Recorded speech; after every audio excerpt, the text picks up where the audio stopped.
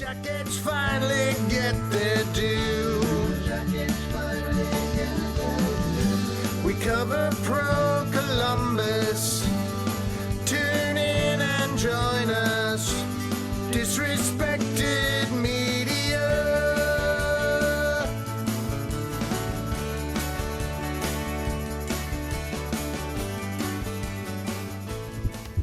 Hello and welcome to the Cannonballs podcast. This is a production of Disrespected Media LLC. Michael Arace, founder and proprietor. Come check out all of my work, which generally speaking focuses on pro sports in flyover country, Columbus, Ohio. And please visit thedisrespected.com. I am Mike Arace, your host for this fine production. I think Daryl will attest. And I have a most excellent guest for this episode. Daryl Reaugh is a former NHL goaltender with the Edmonton Oilers and the Hartford Whalers.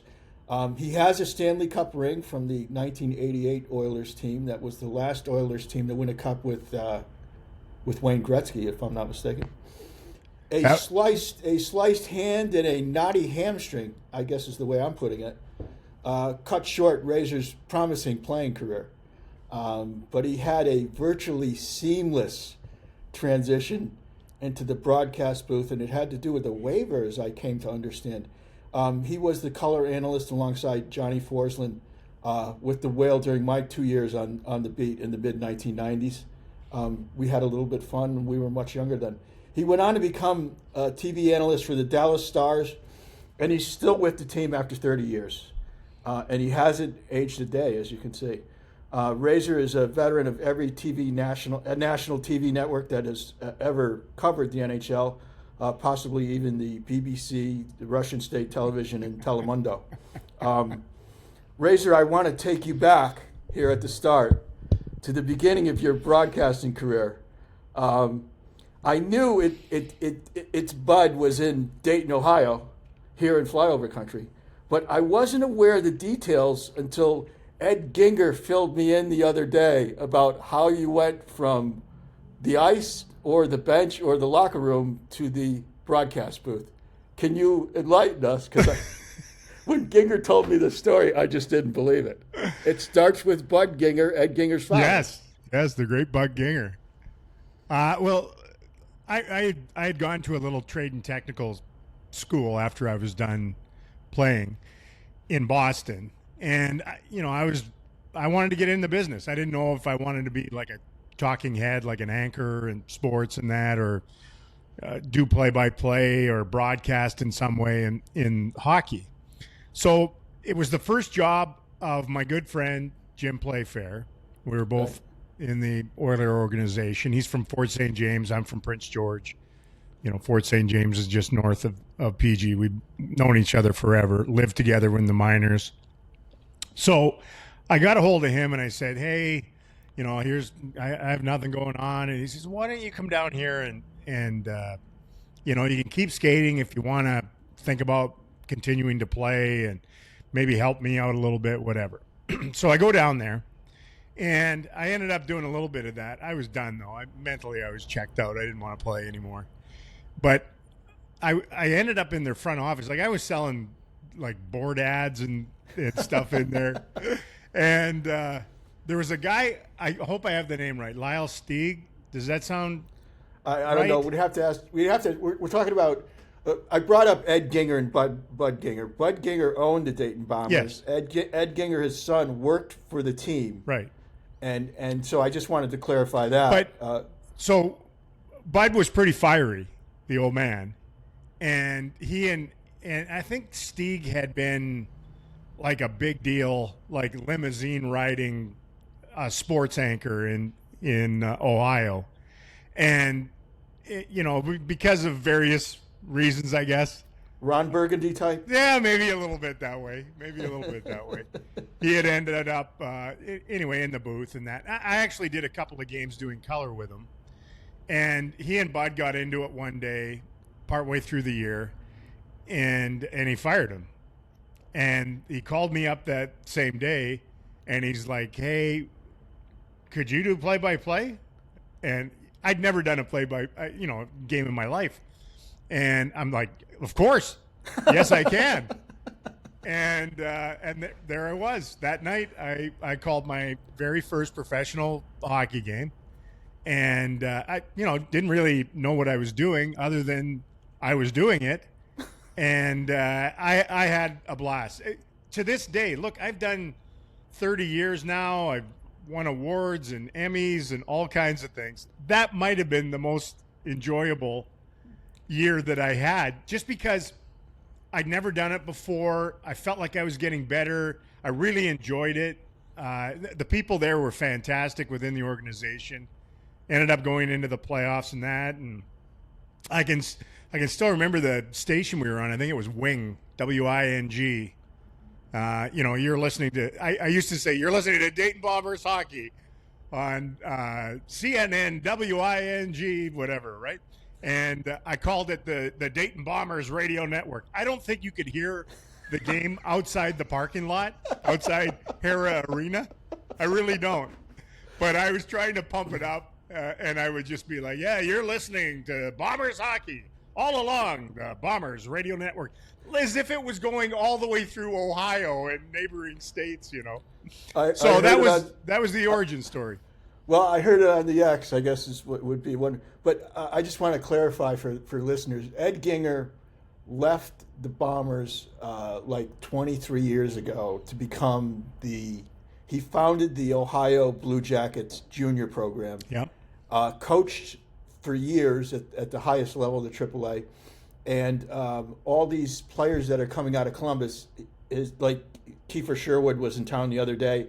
Those are their products. I mean, Gord Murphy's kid, and we can go on and on. But Ed Ginger still runs the program. And I had, as long as I've known you, I had no idea the story until Thursday, I think it was, when I ran into him at the arena, and he said, and your name came up, and he said, did Razor ever tell you how he got to start? Now, the way he tells his story is even better. Good. He said his father called him, and he said, I fired the play-by-play guy. And Ed said, well, geez, Dad, why? What, he's sticking his nose in things he shouldn't be sticking his nose in. So he said, Dad, we have a game tomorrow night. Who's going to call it? And he said, I'll come up with something. And the way that Ed Ginger tells the story is his father called you in the office, and he said, well, I can wave you and you can go home, or I can wave you and you can go up to the booth. He did too. Those contracts in the East Coast Hockey League weren't even worth the paper that they were written on. Like there was no binding contract in the East Coast Hockey League, but that's funny. He did. I remember saying, I mean, it was half a joke. He was just wondering whether I would do it or not. So funny. I've always thought that, and I know some broadcasters of some stature, yourself included, and they all talk about doing radio play-by-play again because it's and that's what they like to do. I know some I'll put it this way, for 25 years I've been hoping that, there's a couple people, 3 people that I was hoping they'd land in Columbus to call games for the Blue Jackets. It hasn't worked out, but I'm getting off topic now. Anyway, so Razor's here for a reason other than his origin story, and it's much like Tony Stark's or something like that. It sounds like, huh?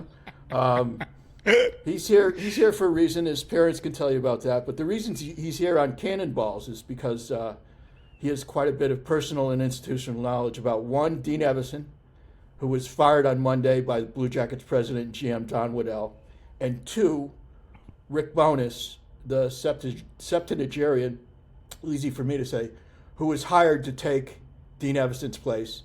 And Razor will start. I want to start with Dean because you've known him for, 50 years? Just about. Yeah. Just about. Yeah, we go, I mean, we were in the same organization before we even played in the Western Hockey League. Yeah, we were in our early teens. So it predates the Kamloops Junior Oilers, yeah. Yeah. And I believe it was 84 under Bill LaForge. Yep. Who was a big impact. Bill LaForge, a polarizing figure in coaching. coached your team. You were in goal, and I think Dean was the captain of the team that won the Western Hockey League in 1984. You got Made it. Made it to the semis of the Memorial Cup. I did a big piece. I spoke to you in the spring and describing that background and the impact different coaches had on Dean. But I thought Dean was a perfect fit here, Razor. I really did. He led them through an inspiring first season, and you thought, they're just on a launching pad at this point. Mm-hmm. And in the second season in Columbus, he just couldn't get him off the pad. It cost him his job. I like to say to the audience, just as a plug here, that I did a 25-minute interview with Dean Evason yesterday, and it posted at thedisrespected.com. It's in a Q&A, so check that out. Bucci pumped it back out there for you, too. Yeah, I could, when he does that, I can almost see in real time the analytics go, but anyway, I did thank him. But no, it's interesting. He's a really interesting guy. I don't what would you, I know you don't want to talk about from Dallas what's going on in Columbus with the coaching situation, but what would you like to say after this, historic week in Columbus, for lack of a better phrase? Yeah, look, I feel bad for every coach that gets fired because it is so easy to do it now. I was looking at the NFL and watching that unfold. What do they call it, Black Monday or whatever? Yeah. As soon as the season ends, everyone's just now. We had a couple of guys get shown the door, or they mutually decide, however they want to PR it out of the barn. What was it, 18 and 19 years for Harbaugh and Tomlin was even longer. Yeah. Tomlin was 19, I think. Mike Tomlin. So it's not as if it was just a snap decision in those situations, but man, there's so much blame that's just pointed toward coaches, and it's weird that this year Dean's the first guy to get piped. Yes. And we're past the midway point of the season, which is an absolute rarity. It's almost, like a unicorn season to not have a bunch of firings. But so many teams have done well and are, in their minds, done well. Well, I think in the East in particular, because everyone's still in the playoff race. It's still stacked up. So, I think it's just I'll say the same thing. I think Aikman said it the other day about the NFL. If we're going to talk, Hall of Famer and Hall of Famer, I don't know why guys would ever want to get into coaching. And I say the same thing. I've a bunch of friends that are in coaching in the National Hockey League, and I'm just like, man, why would you guys do that to yourselves? The days they put in, the blame they take, the unbelievable.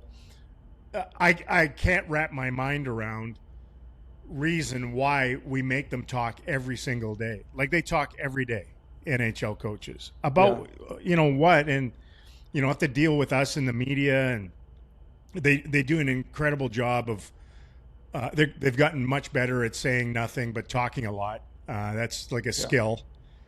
So with Dean, it just seemed like, I don't know the inner goings on and what went on. Nobody really has that, right?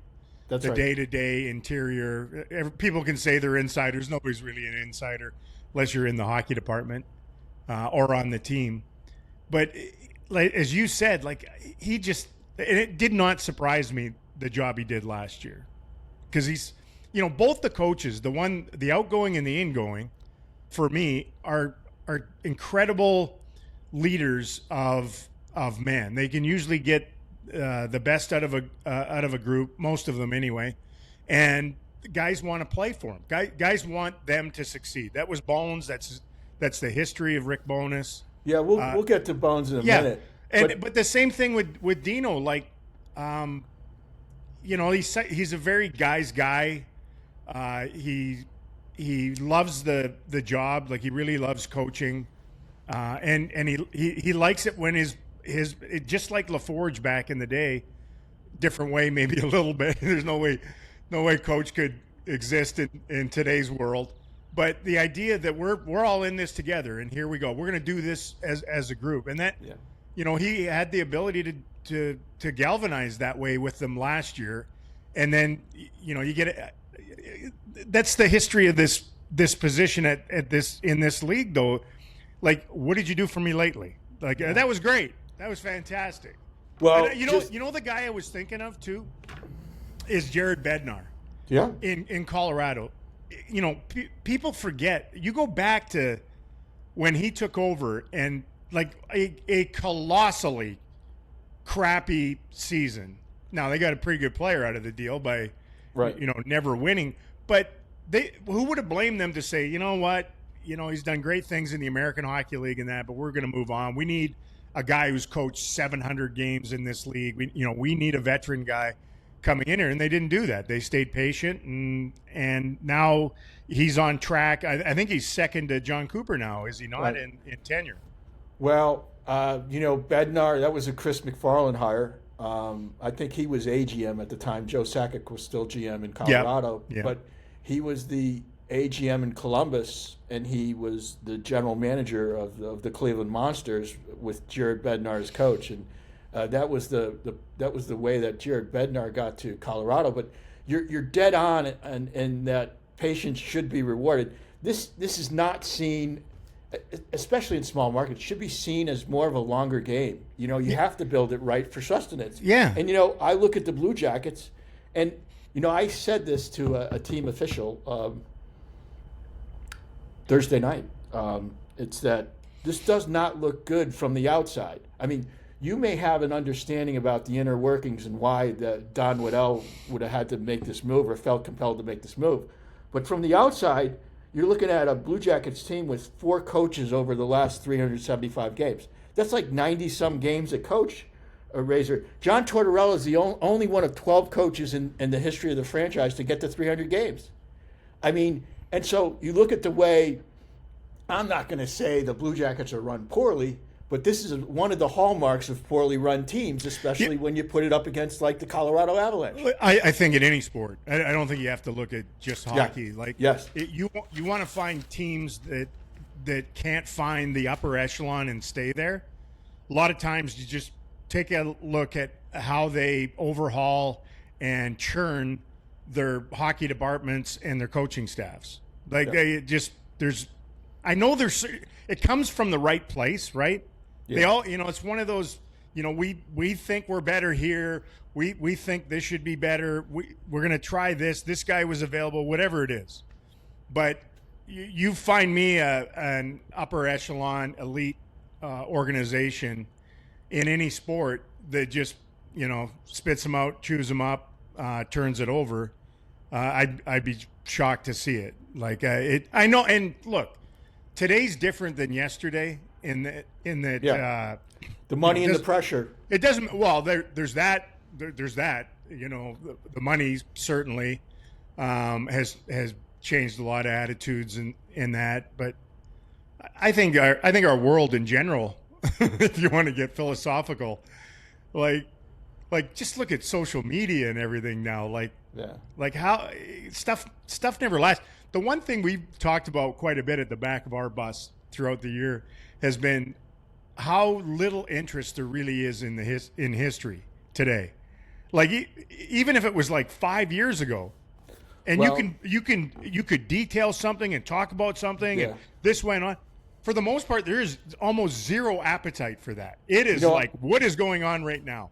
I thought about that the other day when Bowness quoted Al Arbor, and I was thinking, now, if you're a hockey fan, you should know who Al Arbor is. And I'm looking around the room, it's just media, and I'm going like, I wonder how any of them know who Al Arbor was, and how many of the players have heard his name. You know what I mean? It's like that's Al Arbor. That's that generation. I'm in our room the other day, and I think it was Duchesne and Maverick Bork are having a conversation.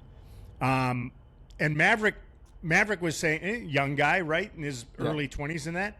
He's talking about Rob Blake. Somehow that conversation had gone on before they allowed the media in there and that. And Maverick was like, I had no idea it was that good of a player. And you're just like, but that's the reality of it. And then, in our minds, you're like, well, of course he was. We watched his whole career. He used to blow guys up with his bum coming across and bang, and away it went. but then you forget that these guys, they have no, they were playing EA Sports. Yeah. On their computer. They weren't really watching games or on their consoles and that.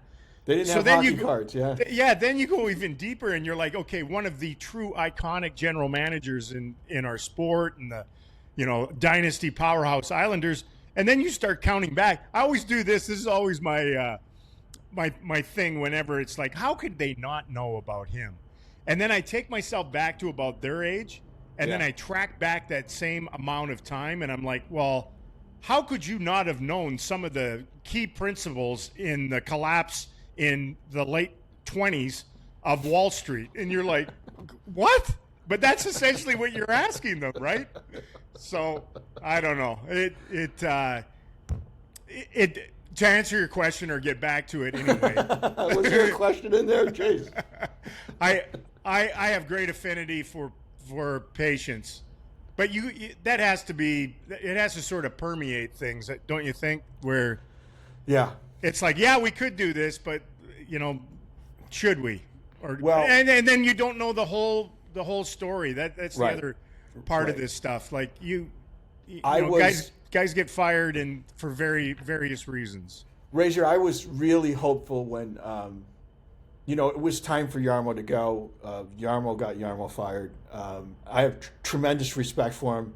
I always wrote that he's going to be a really good general manager in his second go around, and I have no doubt he'll succeed in Buffalo. That said, it was time. He made mistakes that he couldn't recover from, and that he had to be held accountable for. And when Don Waddell came in and then hired Dean Evason, I was very hopeful because here are two guys, 66, 61 years old. They've been everywhere. They've seen everything. They haven't gotten the Grail. Don Waddell was an assistant GM in Detroit when they won a cup in, 97 or whatever it was. But I just thought these are guys with the kind of institutional knowledge, experience, and also the human qualities to know what to do with this franchise in this place and time, and to stick to their guns and look at a longer game. I really thought Dean was part of that plan. Now I have to be hopeful on behalf of Blue Jackets fans that Don Waddell has a plan, because it seems strange to me that he would come in a press conference and introduce Rick Bowness and say, yeah, I called him up yesterday in the morning, and we had an agreement by lunch and a contract signed in the afternoon. And first of all, I'm going like, I don't think it works like that, one. But two is, what are we doing here? You just hired a 7-year-old guy to coach for the rest of the season. I thought things would be different. There's no question in there. Those are just my general observations. I still have faith in Don Waddell. I still like the man very much. And I want to see what he does with this young core team. And it's really interesting times because he's got to make decisions on whether to buy or sell real fast. He's not alone. Yeah. It's one of those years that way. Well, now for the second reason I've asked Razor to come on the Cannonballs, if you will. That's really a bad phrase there. It is. His personal and professional knowledge of Rick Bowness, who's, as we said, come out of retirement to fix all this. Razor, when Bones was hired here, I'm in Pittsburgh. When he was hired in Columbus, I got a lot of texts, one of them from you, and they were universal in their respect and admiration for this man and his respect for his coaching ability. He's been in the business for all or parts of 5 decades, longest serving coach at, be it associate, assistant, or head coaching level in the game. You had him for 3 years, 176 games in Dallas. First, I'd like you to talk about his coaching style, the man, and what you think he might be able to accomplish here with this group. Yeah, well, it doesn't sound like a long stretch of time that he was here, but then you have to take an inward look at the context too. That was COVID, and when he had to step into a very difficult position here when they moved on from a coach. And I remember that the day that they fired Jim Montgomery, and It was an in-season firing. It wasn't performance-related. And all of a sudden, Bowness is the head coach, right? And he does such a great job and did then of making sure that everyone understood that this was just going to be about us.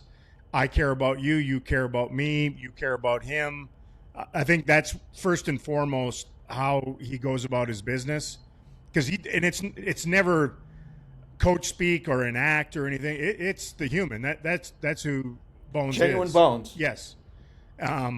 And there is a fatherly aspect to the way he goes about doing it, but that goes all the way back to when he was an assistant coach, both in Tampa. I think of him in Vancouver with the Canucks, right? And running, their decor and their penalty kill, and just how those guys to this day feel about Rick Bowness. Yeah. Like you can grab any one of those guys that there's not a person that played that position or was on a penalty kill that would look and say, he's one of the shittier coaches I've ever been around, or I didn't have any respect for him. Yeah, like you never hear any of that stuff. It's interesting you say. I was talking to Erica Branson just the other day, and when the coaching change went down, immediately he got 3 texts from 3 former Canucks just to say, this guy's the greatest. He had an impact on my life and my career. But that's the key. That there aren't a lot of those coaches around anymore. There's a lot of mercenaries, right? Oh, yeah.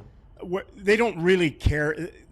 They might give it some lip service, but they don't really care or get that attached because, they know in 3 to 5 years they're going to be coaching somewhere else nowadays. Yeah, or the player's going to get traded. Or it's just the mercurial aspect or nature of our game. Some agent's going to be calling the front office saying, "What's this coach doing?" Oh my with God, my player? the amount of outside influences that these guys have to deflect nowadays. They have their own skills coaches. They have their own strength and conditioning coaches. They have their dads who played at the elite midget level that think they know more than everybody. You know what I mean? Like their agent, and they're getting. If you want to reach out and find out how badly you're getting screwed as a player in today's NHL and professional sports, you can. They're lined up out there. It's funny. It's funny you mentioned that too. Before we finally get to the question, or continue with it, but one of the things that Dean Evason talked to me about yesterday was outside influences, and we should have done a better job. Now, I can't speculate to what he's referring to. I can only presume that it could be 100 things, and I think that's kind of exactly what you're talking about. He was talking about influences from outside of the locker room that should have been kept outside the locker room that might have had an impact on his team. Could be. I mean, probably. But I think there's a shield that has to be built and put up and, handled now that you didn't have to handle in the same manner, right. 20 years ago. And back to Bones the man here. So the point I was trying to support there was that he wants them to all do well on the ice, and they want to win, and he's he might be fatherly, but he is fiery competitive, right? Yeah. Like very much so. But he cares about his players as humans, as people. I think it's 1-to-1 with Bones. Like he wants to know what's going on in their lives. He wants to help them in their lives if they want that. Some guys don't. They just want a coach-player relationship. And then he's seen everything. He has seen everything in this sport, right? So nothing surprises him. They always build from a defensive standpoint first, and there can be knocks that it's we went from him to DeBoer, and contrasting styles, and Pete's got his beliefs, and he's been very successful with what he does. Bones had to hold this group together out of the firing, in that they were basically in a penitentiary in Edmonton when they went to the final. And you think of the mental challenge. Like, there were some teams that were just like immediately out, gone. We're not doing this, right? They just. So it was a freaky thing that way, and he was able to get them to believe that this was a worthy endeavor, and let's stay with it and that. And they battled their way through and ultimately lost to Tampa in the final in front of nobody. The weirdest thing ever. Yeah. I remember that time with COVID where he took over and he was doing it on the fly, and they weren't very good immediately in that. And then he had a little mini training camp. Remember, everybody had those little mini camps heading into the bubble. Right. And the one thing that he wanted was to get our D more involved in the attack. And that was their main focus heading into that. That he believed in that. They needed that. They had John Klingberg. They had Miro Heiskanen. And those two guys led him in scoring in the bubble. Oh, wow. And they were the reason why they plowed their way through that. Just, I don't even to this day I don't know what that was. And from my personal standpoint, like every day I would send him a text and he would text me back, or we would talk on the phone, because we were doing it from here. They were there, we were here for 2 months they're trying to chase down the Stanley Cup. And he was open and trusting and give me information. That's the aspect of him I always enjoyed, is that he would trust you, and he was open with stuff, and his beliefs were his beliefs, and he was steadfast in those, and he was successful because of it. Then he goes to Winnipeg, and all the same things you could say. And in some ways, I think last year with the Jets was probably a continuation. Right. Like Scott Arniel added his own elements to it, but a lot of that was Bones. Yeah, he probably learned a lot from Bones. Of course, some credit to Scott Arniel, who was a disaster in his first job here, and it's part of the reason why Scott Housen was fired. But Arniel has spoken subsequently about how much he's grown since then, and I imagine that his doctoral dissertation was done under Bones in Winnipeg. Yeah. So credit to him. Can you talk about style and systems? You mentioned defense being more involved, which is a feature of the Blue Jackets anyway, with guys. Yeah, like, with Werenski, with for sure. Werenski and to a certain extent that Matejchuk and some of these other guys. Yep. But he has spoken right off the hop. He said he wanted to address their defensive problems, the problems in their own zone, and he ticked off exactly what they were. Rush chances. Clearing out the crease. I can go on here and you can look up all the stats. They're terrible in all those defensive metrics.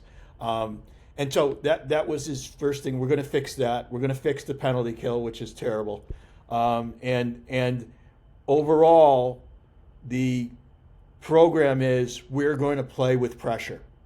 Because which would be a little bit of even at age 70, that's one of the true great attributes of him, is he's never stopped learning too, and adapting. You can't coach for 5 decades and coach in your 5th decade like you did in your first decade, right? No. So. Hey, goalie, get that mask off. Yeah. What are we doing? Like, our D-men, I don't want you going over center ice. Like, you guys stay back. And so I remember asking last year, because they were on such a incredible run, especially in the early season in Winnipeg, and it was like, okay, well, what's changed here, if anything, from the year prior, and what has Scott Arniel sort of added to this group? And they talked about they wanted to be a team that got after it more, like pressured the puck more, closed on people, instead of maybe a little more, like, if you want to call it zone or systematic or conservative or whatever. They wanted to add that. So to hear that, that's probably another thing that Bones has seen in stepping back and watching games a little bit, maybe that he's like, look, this is the game now, and if you don't have the puck, you better go get it back. Within your system, you have to hunt to eat. Like, you got to get after it. So he'll shore up the penalty kill and defensive acumen and all that stuff, because he's done that everywhere. That's his bailiwick, right? And then the other part of it would be that might be a little bit of a growth area. Yeah. The other thing too is how he's wiped the slate clean. And The classic example is he said this morning after skate here in Pittsburgh that Elvis is going back in the net. Elvis played really well the other night against Vancouver. Yeah, I've never seen it work well for head coaches when they get a little friction with a starting netminder. I've never seen that work out well. Well, he's no longer the starter. Is the point? But he won his first. You know what I mean. Yeah, his first. Yes, yeah, exactly. But yeah. Elvis's first win since December 4th, I believe, was Thursday night, and he's coming right back at him. He said he played well, and the past is the past. So he's an anti-Faulkner, and slate's clean for everyone. I'm going to learn about these guys in the next 10, 15 games on my own. And don't you think that's part of why there's always that new coach bump? There's always a new coach bump. Teams change coaches, and you can look. I would say 9 out of 10. There's a 5 to 10 game bump where everything is great. It looks like, oh my God, absolutely that needed to happen. And part of that is that you have individuals who were either in the doghouse and couldn't get out of it, or the coach deviated from coaching and just started judging, and that coach judged that person needed to be scratched or wasn't going to play or couldn't do this or whatever it is. Then you bring in a fresh set of eyes and the new coach, and if they're a man of their word, they say, look, I'm going to give everyone a fresh start, and you're going to earn whatever you get. This is going to be accountability, but you're going to start from fresh, and if you don't get it done, it's on you. If you do get it done, you're going to get rewarded. Right, and they want to believe, too. It's like I talked to a player who was in the box on Tuesday night and then back on the ice on Thursday night, and he said that on Tuesday night he could see the changes already from up top. You know what I mean? With the bird's eye view. And then, I think Jackets fans are most concerned with, and should be, that, Kent Johnson stalled this year. That's a guy they're going to need. I mean, that's a high first-round draft pick. Adam Fantilli is in something of a funk. Now, Fantilli hasn't snapped out of it, but as soon as Bones got here, Kent Johnson's minutes went up by, 7 or something like that, 9 to 15 or 16 or something like that, and he's flying all over the place. That to the immediate impact in 2 games, and that's quite extraordinary. I didn't expect anything like that. Yeah. I mean, belief, especially for young players, skilled players, they need to have someone that believes in them. Again, I get back to, it's as old as the league. Like, coaches get a certain attitude toward certain players. Yeah. A lot of times it's warranted too. They don't want to actually believe it, but it ends up being warranted. But I would, goaltenders and high draft picks get more coaches fired than I think anything else in our sport. It does everywhere, because you asked me if I got Evason fired, and I said no. Yeah, I didn't. I it was probably the goaltender. Well, you guys with your, I can't even call it poison pen anymore because you don't write. I wrote 7 stories last week. No, but you don't write with a pen anymore. Yeah. It's like a microphone and then a keyboard. But only Sharpies. Razor. Okay, all right. I take that back. But it is, goaltending is fascinating in our sport, right? Because you show me a coach that's just lighting it up, and you can usually just trace a direct line to the crease and how that is going, right? Yeah. And then I understand where hockey departments are coming from too. They draft these guys and they believe in them, and then if it's not going well and the development's paused or whatever else is going on, you're trying to find reasons for it, and a lot of times that reason lands in behind your bench. But look, it always works. Like, look at the Leafs right now. Like, and I know it was just an assistant coach, but the guy running the power play, like, they came in here, Stars beat them 5-1, and I think it was right after that they fired Savard. Like, something had to happen, yeah. And I know it's mostly the players that are on it and that, but the change of voice and the eyes and maybe belief in some individuals, and that has an impact in the micro and in the macro all over the place. It's the nature of our sport. It really is. Oh, what a sport it is. I'm going to circle back and ask a question I posed previously, but just put it in different terms. Can Bones get this team out of sell mode by February 8th? Okay, well, how many points are they out? Geez, I don't know. It's like, what, 6 now or 7? 7 points out of the second wild card? Hold on, let's go to the executive producer. Oh, hey now. They're 5 points out of third in the Metro, with Pittsburgh on 54 points. They are on 49 points. Pittsburgh has a game in hand. Pitt has a game in hand, and they're 5 points out. Yes. Yeah, he can. All right. Yeah, he can. Not easy, but in a season like this. Yeah. And who knows? It could be insane. I mean, we don't know the insanity that could be ahead of us. None. Like you don't know who's going to go down or up over in Milan. You don't know whether a team's going to, like a team that has been maybe fairly consistent, maybe playing above what everybody's expectations for them were, aren't all of a sudden going to hit their rut and get 2 wins in 13 games or something like that. And you make up that gap. You look at the East, for instance, and I'm not saying this will have any impact, but it could. Between Florida and Tampa Bay, I think there's 20 players going to the Olympics. There you go. What happens in March, with them? And they've played a lot of hockey over the previous years, and that they're going to go and play that, which is going to be at a completely different level. And then, not all of them are going to play all the way through. Like some teams are going to get popped immediately and have a little bit of vacation time.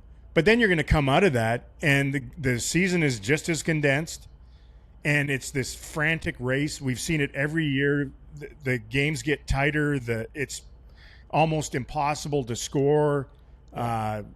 You're going to get a ton of games, you would think, again, where 3 points are shared back and forth. That's the one thing that makes it a little bit more difficult to close gaps, is that you need a team to go on a run where they don't lose well, where they end up losing completely. They don't get any points at all, and then you can make up some ground.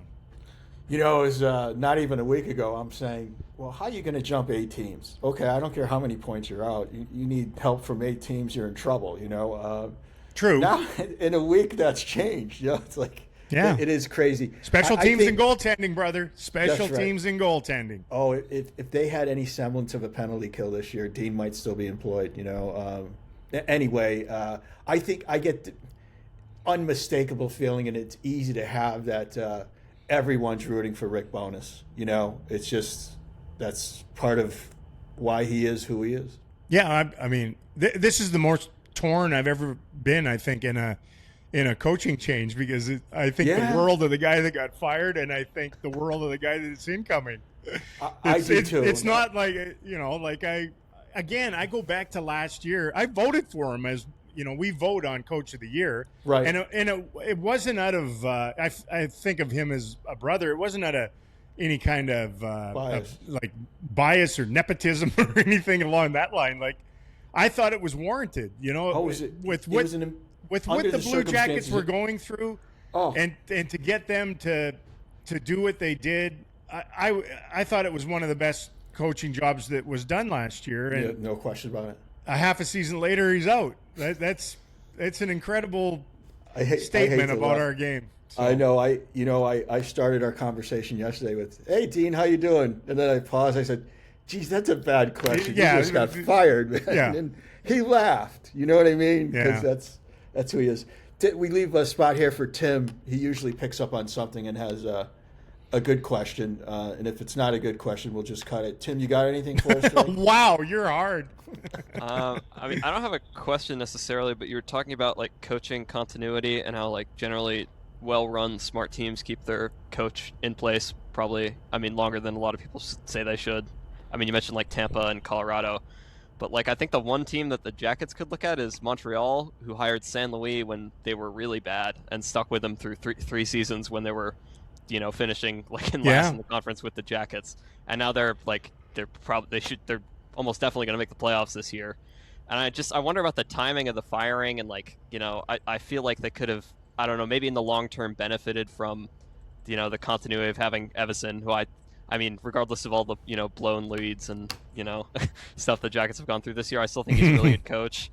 I don't know. I just think like pulling the plug on that good of a coach at this time in the year, like trying to salvage the season, I think is a little short-sighted. That's just kind of how I feel from like an outside perspective. Yeah, I get that. Like we went through it here. Like when you think of it, that was a stunning firing over the summer in Dallas. Like you had we had a guy here that had concocted the best record in the National Hockey League over 3 years. Went to back conference finals, and nope, we're gonna go in a different direction. And you can understand in some ways why, in other ways you can understand why people are perplexed by it. It's Reaugh, like it's a staggering thing, and you could even tell even when Pete was coaching our team and he had to answer questions when, like last year, coaches were getting fired all over the place in the first part of the season, and you could tell if you were really listening, like how much he was bristling at just the fast food nature of coaching in the National Hockey League. And then in the end, he's a casualty himself. Now, he's on the board with Team Canada at the Olympics, and coming out of that, if he'd like to coach, I'm sure there's somewhere for him to land in that. Oh, no question. And but it's a good point, and it's not. Again, I'm going to sound like I'm repeating myself, but I'm a firm believer in this. Like you look at coaches and you look at goaltenders. Like look at Stuart Skinner. Yeah. He's a hometown guy in Edmonton. He takes a team to the Stanley Cup final. Like he outplayed Jake Ottinger in a couple of conference finals in a row. He takes them to the final. He can't win it at that level. I mean, if you look at the warts in that, you can find enough of them to be just disgusted by it. But at the same time, if you look at the actual outcome of a lot of it, you're like, that seemed pretty good. They take it in Columbus. Some teams can't get to a conference final. I won't mention them, but there's some franchises that can't. There's two of them anyway in the league. Aaron Forchline and I, and by the way, Porty did a great piece on Evason that also appeared yesterday at The Athletic. So check out disrespected.com. Check out Porty's stuff at The Athletic. The mayor of Jacketville still got his fastball. Woodward and Bernstein of NHL coverage right there. No, but Porty and I were walking through the lower lobby to go to skate at the PPG Paints Arena here in Pittsburgh. And there's the, 6 replica cups or whatever, there's 5. And Porty stops and goes, Mike, what are those? I don't think what is that? Anyway. I'll say this before you dump me. From the outside, like I think the entire sort of NHL community wants to see the Columbus Blue Jackets succeed. Get that kind of a market, and everybody looks at it the same way. They're like, man, if they were, pick one of these teams that's been humming along for a while. If they were them, what an insane locale and what a wonderful place that would feel. It would seem like there, because it just feels like it's just thirsting to have it coursing through their veins there.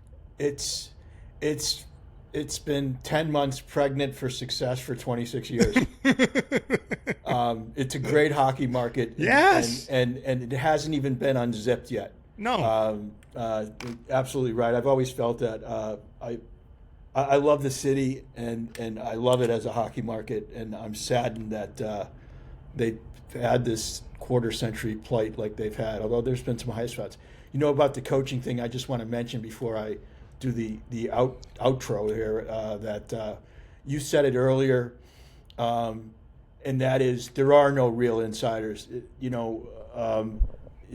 Aaron and You I don't were know. talking- You don't Aaron know. and I were talking about it today, walking back and forth across the street to the rink. It's like there's stuff that went on that compelled Don Waddell to act that we can't know about and probably never will. So Of course. And you don't want to throw, stuff out there that feels even more nefarious than what it probably is either. No. Because you start tossing cubes of that out there, and then all of a sudden everybody, how the world works now, then they're like, well, what was it? When it's like injuries, like if you don't actually say what the injury is, speculation is just going to go nuts on what it is. I know. And the fact is that there's really smart people, and there are big banquet tables full of analytics people and eyeball people and scouts and all this stuff. And with the money involved nowadays, and it being really difficult to move players around, the easiest thing to do, and sometimes the more sensible thing to do, is to change that position, because it has the positive impact more times than not when you do that. But it's not fair, and I have a lot of time for the organizations that are able to hang in there. Now, you need synergy dropping down from ownership, it feels like, all the way through, to be able to say, no, this is going to go away. We think we have the right thing, blah, blah, blah, whichever way you want to do it. Otherwise, it's, again, fast food. I'm hungry. Let's drive through and get a burger. And then you come out of there and you're not hungry anymore, but the toilet's waiting. Well, and again, it's ownership has always written a check whenever management has asked for it here in Columbus, and GMs all mention that. And what needs to be understood in that context is, in Columbus, Ohio, the Blue Jackets don't make money unless they make the playoffs. And I don't think no doubt that I think there's more, factor. I think there are more markets than people want or know about or want to know about that are in the same boat or similar boat or pretty close to it. I don't have any truck for any owner who whines about losing money, because you buy a franchise for its tax write-offs and for its accruing value. So the Blue Jackets paid $80 million to get into the league in 1999, and the franchise is now worth $900+ million. So anytime an owner whines about the books, I always say the same thing: show me the books. And they don't show you the books. Even you? But that said, it's teams don't make money. And again, I come back to, absolutely, the Blue Jackets don't make money unless they make the playoffs, and that's a factor in all these kinds of decisions. Of course, and especially in a year like this, right, where it's tantalizingly close for a lot of teams. Like, it is right there. And I think it's changed some attitudes within some teams that maybe in past would have been like, hey, it's not going to happen this year. Let's load up with some picks or whatever and move some of these expiring contracts, and hopefully next year's a better year. We're going to try to fix this and this. I think a lot of teams this year are looking like, look, if we have a couple of just unbelievable weeks, we're right back in this thing. Right. Like, I think that changes some attitudes too, and maybe pushes some of these decisions along a little bit. But who knows? I just feel bad for my boy, and I feel really happy for Bones getting back in again. I feel happy for the Blue Jackets in that's the guy that they're getting after Dean. It could have it could have been something else or some other person, but it's Bones. I can't think of a better guy. Just a little bit surprised that they could drag him back in again. Well, he said Judy was raring to go. That's what he said. She is ready to go. That's the answer right there. As long as Judy's on board, I think the bonuses are on board. Oh, to quote him, she loves it more than I do. She was ready to go. That's a good place to end, Razor. I hope your family's well. It's always fun talking to you. You too, buddy. It's been a blast doing it on this platform. I hope to have you back maybe sometime in the during the break or something. We can talk some smack about some other crap. And so And that's it for this historic episode 5 of Cannonballs, the Cannonballs podcast. Do I get a Balls T-shirt or something? Or Yes, do I you get do. another deal? Yes, you I do. get a Balls It's T-shirt. a production of Disrespected Media, Tim Arace, executive producer, and thedisrespected.com. All one word, thedisrespected.com. Visit us at our website. There's a lot of content there, and we're cheap. Check out Cannonballs as well as our crew pod, The Crucible, at Spotify. Crew fans, this week I'm getting down to Florida to get Henrik Rydström, the new coach, one-on-one as soon as he lands from Sweden. So stay tuned. Our pods are available on Spotify, Apple Podcasts, and other platforms. I'm not sure which other platforms yet. Tim's supposed to be working on that, and I might dock his pay until he figures it out. So like, follow, review, and share. It helps foster local independent media. Razor, you're the best. Thanks so much for joining us. We should get a triple pod going with Johnny one of these days. Yeah, right, that'd be fun. Oh, yeah, that'd be great. That'd be fun. You'll look like the barista in the middle, or the I just like it. A fat, overweight, old sports writer is pretty much it. Thanks again, Razor. oh, my pleasure. We'll cut out here and just hang on for a minute until you're loaded or uploaded. It goes pretty quick, though. Tim, thanks a lot. Get this fucker edited. Yep. It'll be up in a couple hours. I got to shower and get to the rink. All right. We're still See you, Hold brother. on a sec. Do you hold on a sec, Razor? Are you all uploaded? Tim, is he uploaded yet? Well, we're still recording. Oh, okay. Oh, I got to hit stop. I fucked up. Columbus is the name for passing through. Forgotten franchises, they tried to steal the crew. Fly over country, left the jackets feeling blue. Fire up no deck and noise, we have a place for you. We love to talk Columbus Crew. Blue Jackets finally get their due. We cover pro Columbus. Tune in and join us. Disrespected.